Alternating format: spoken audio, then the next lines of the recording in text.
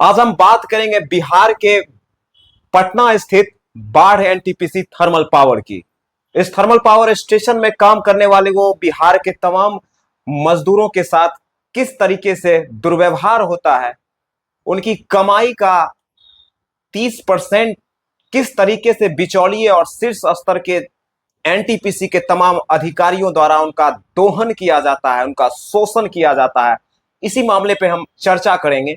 जैसा कि आप लोग जानते हैं कि एनटीपीसी जैसे महारत्न कंपनियां जब वो स्थापित होने के लिए कहीं पर उसका मार्ग प्रशस्त होता है तो सरकार के द्वारा तमाम तरीके की वादे किए जाते हैं, प्रलोभन दिए जाते हैं कि जब ये कंपनी यहां पे स्थापित होगी, जब कंपनी चलायमान अवस्था में होगी तो कंपनी में तमाम तरीके के रोजगार मिलेंगे। रोजगार के साथ साथ आसपास के लोगों को मुफ्त बिजली दी जाएगी, सड़क की जो सुविधा है वो बेहतर सुविधा दी जाएगी, नालों की जो सुविधा है, सीवेज की जो सुविधा है, वो तमाम तरीके की सुविधा मिलेगी। लेकिन होता क्या है, होता ठीक इसके विपरीत है। अगर काम किसी भी लोकल स्तर के व्यक्ति को अगर इस कंपनी में मिल भी जाए तो होता क्या है कि 1 से 1.5 लाख रुपए की वसूली यहाँ के दबंगों के द्वारा की जाती है, आम जनप्रतिनिधियों के द्वारा की जाती है। और इस कार्य में, इस घृणित कार्य में संलिप्तता जो है कंपनी के तमाम शीर्ष स्तर के अधिकारियों की होती है और तमाम जो लोकल स्तर के दबंग लोग होते हैं उनकी संलिप्तता होती है। आखिर क्यों?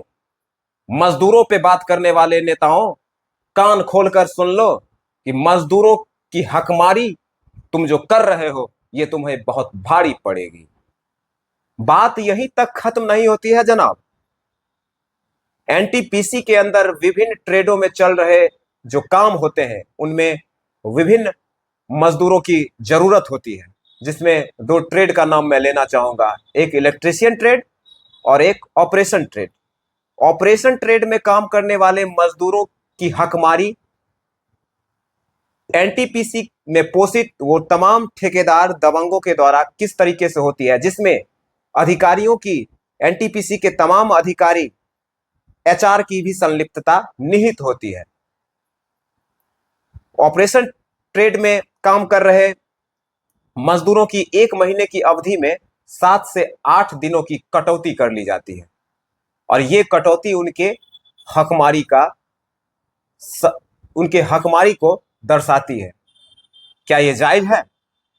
और ठीक इसके विपरीत इलेक्ट्रीशियन ट्रेड में जो मजदूर काम कर रहे होते हैं उनके 1 महीने की कमाई में, मैं एक मजदूर की बात कर रहा हूं, न जाने कितने मजदूर वहां पे काम कर रहे हैं, उस एक मजदूर की 1 महीने की कमाई में 3 से 4 हजार की कटौती इन तमाम अधिकारियों, एनटीपीसी के अधिकारियों, एचआर और ठेकेदार, दबंग ठेकेदारों के द्वारा की जाती है।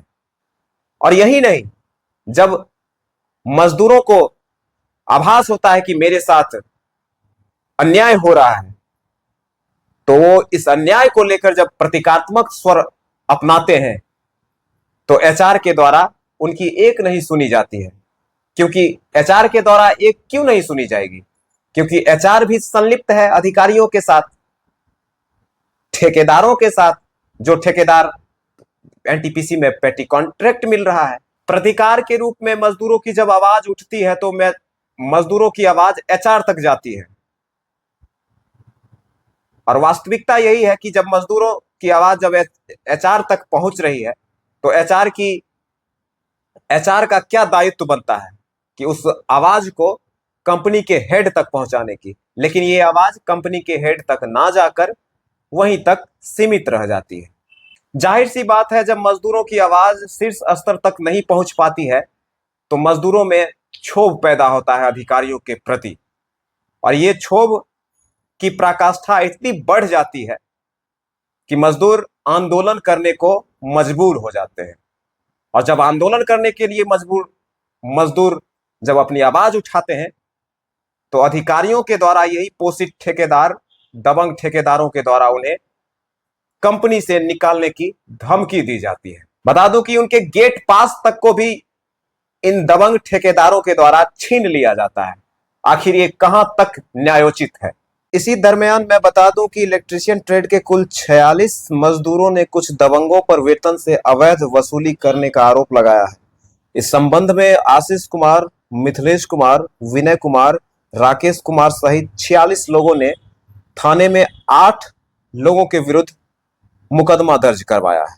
अतः यहां के लोकल जनप्रतिनिधि सहित सरकार के तमाम रहनुमाओं से मेरा करवद्ध आग्रह रहेगा कि बाढ़ एनटीपीसी में चल रहे मजदूर विरोधी स्कैम को लेकर वो अपना पक्ष मजबूत करें और मजदूर के साथ जो अन्याय हो रहा है, जो मजदूरों की उपेक्षा की जा रही है, उस पे खड़ा हो और मजदूरों की आवाज बने और मजदूरों के लिए जो न्याय बनता है, मजदूरों के लिए जो उचित न्याय बनता है, मजदूरों की आवाज बनकर मजदूरों को न्याय दिलाएं।